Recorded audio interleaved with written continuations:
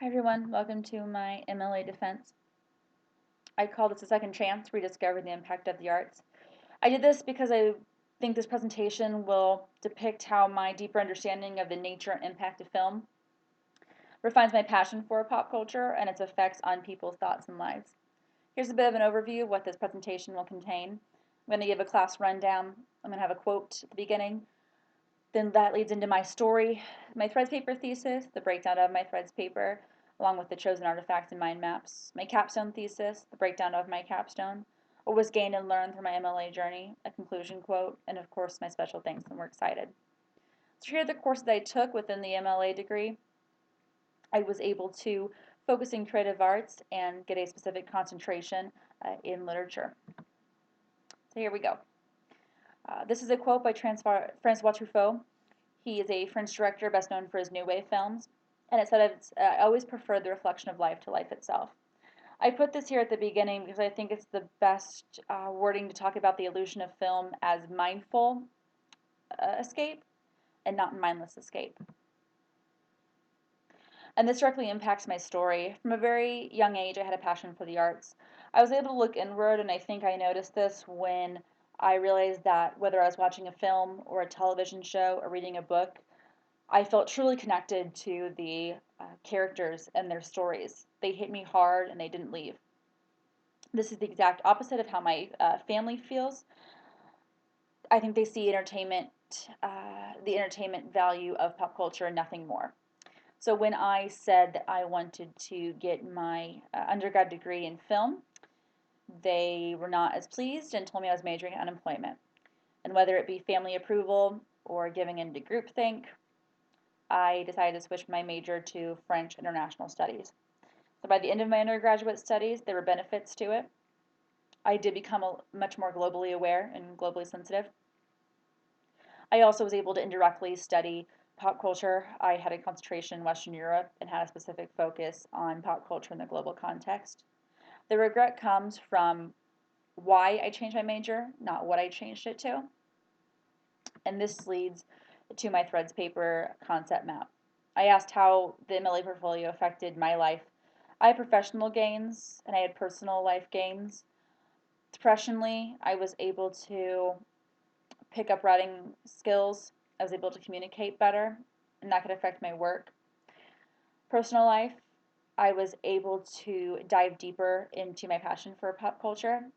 And with these two gains, I was able to form a capstone concept and truly look into the idea of pop culture being a serious and academic subject matter. So from there, I was able to come up with my threads paper thesis, and I said in this essay I will explain my decision to enter the MLA program along with showing how my chosen artifacts act as valid evidence that help me truly recognize the importance of pop culture. So my creative artifact, I picked my final project for the art of film, which was creating a sequel to one of the movies that we had seen in the class. I picked Chicago. What I realized through this was the effort of filmmaking. Every choice that I made, from the lighting to the casting to the backdrop to the plot, was all conscious and it was all purposeful. And each element was helpful, and it propelled my overarching theme of the cost of fame. It really highlighted that theme and was able to both entertain and inform audiences. And so I realized that there's so much work that goes into filmmaking, uh, and with all this hard work, it leads to it taking on different roles. Uh, and one of them here is it becomes a symbol for rebellion and expression. And so for my grad level writing and communications artifact, it was in my history of childhood in America class, and I realized that pop culture is a symbol of rebellion and expression for youth. Youth is a time where anxieties and frustrations flourish, and rather than being alone, a product of pop culture, film, was able to give youth a voice and basically say, I understand your fears and frustrations, and I want to depict them to a wide public so they understand. And in doing that, it also provided a counterculture for youth so they don't feel as alone, and created a whole community. Then there was my creative critical thinking artifact for my brain learning and personality class. And I wrote a paper there, and I realized that pop culture is a stimulator of human emotion. There I learned, in this class I learned about cognitive senses, personality types, and I realized that film is a reactive art form, and that through its film technique, and the film technique that I learned in my art of film class, it manipulates our emotions to get the tears and the laughter, and it shows that whether film or whether film is expressing sad emotion or happy, it still finds a way to make it entertaining and meaningful to people. Then my concentration artifacts was stories tell more than they say. I looked at the Twilight Zone and saw that it acted as a history teacher, a philosophy teacher, and a morals teacher. The history part, I looked at an episode where a man sees the ghost of Hitler, and this episode was able to tell audiences that hate and bigotry still exists, and that we need to learn from past mistakes of history. Philosophy, there was an episode about a young boy who destroyed a whole town. It provided the idea of nature versus nurture and its ambiguous elements of where the boy's powers came from and what turned him, provided discussion for audience members. And then lastly, morals. There was an episode basically about greed and how greed is not only ugly on the inside, but it's ugly on the outside. Then the mass concentration artifact was comedy and satire. Here I talked about how black comedy was a form of comfort. I always hated the idea that black comedy was morbid for morbid's sake. Here I discussed that black comedy is not laughing at grotesque and macabre, it's laughing at the absurdity uh, of cruelty and tragedy at times. And it also acts as a way, I would say, as a burden lifter. If we as human beings had to cry and grieve over every single tragedy that happened, there'd be no reason to get out of bed. And sometimes with the horror, you just have to laugh. So, with all of this, I examined the roles that people gave the products of pop culture. So, this led into what's the nature of them, and do these rules work? And I think so. My capstone, I said, looking at film through apparatus theory, this paper will examine how film classified into the genres known as science fiction, erotic thriller, and film noir are able to profess a specific ideology to their viewers. And here's my map for my capstone. As you can see, I asked questions. Then it was, what does these questions say about human existence, which led to a possible thesis statement that talks much about pop culture as an identity marker, and then connecting it to my MLA journey.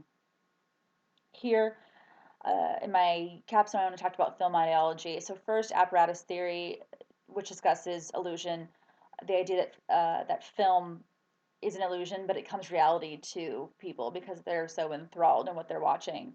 So therefore, film is not a objective art form; it's subjective. And because of this, genres conform within cinema and profess ideology to a wide number of audiences. So looking at sci-fi, I was able to see that there's a fear of um, the other being maybe something or someone that doesn't fit in, is unknown. And this was prevalent in sci-fi B movies, 1950s in America, and the idea that whether these B movies had low budgets or awful special effects or interesting acting choices, they still had an ideology that professed anti-communist views. Use the example of them as that whole story is about nuclear tested ants that grow large in size and ruthlessly attack American citizens um, for no real reason. They're unnamed, and they attack the American way of life and everything that Americans hold dear, which is exactly how, at the time, very patriotic Americans felt about communists and their sympathizers. I moved on to erotic thriller. Here I noticed that women in modern femininity were dangerous to men.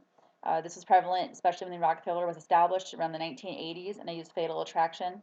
I use this movie because I realized that watching it, how the male is portrayed as anything but unlikable, while the woman who is kind of expressing a new form of femininity, she's childless, career driven, um, is fully expressing her sexuality, how she is made crazy just because of one man's rejection of her. Lastly, the film noir. So this one actually talks about the myth of the achievable and rewarding American dream. I saw this in 1940s film noir, and Double Indemnity is a perfect example as it goes on a journey with a morally fluid protagonist who uh, tries to gain success through murder, taking another human's life, which deliberately goes against the ideas of the American dream being based on merit and hard work and values. So, what was gained and learned through all of this? I have a new outlook on life. I'm much more optimistic. I have found that my love for pop culture, the arts within it, they're valid. Here, I also found a desire to be a lifelong learner. I want to know more about uh, the arts. I want to know more about why they impact so many people, obviously, including myself. I also gained communication writing skills. I learned about the standards of thinking and the elements of reason, and now I'm able to articulate my interest in pop culture much better than before. I also, as this whole presentation was about, refined my passion for the art forms of pop culture. I now have a better understanding of their importance and why they should be taken seriously. I also realized that there is a strong identification that occurs, that it can shape personalities, the way we form relationships, and more. And I have on the side here a quote because I think the idea of pop culture is so diverse, and yet everything in it has meaning. And this is a perfect example of this quote by Michael Kors, the fashion designer. Says, I'm definitely curious. I love pop culture. I'm glued to it. I can watch garbage TV, but then I can also watch great theater. I just think that is the essence of pop culture. You can have reality trash, you can have the greatest dramas of our time, but there is a message there. Uh, People give it relevance, and it had relevance from the start.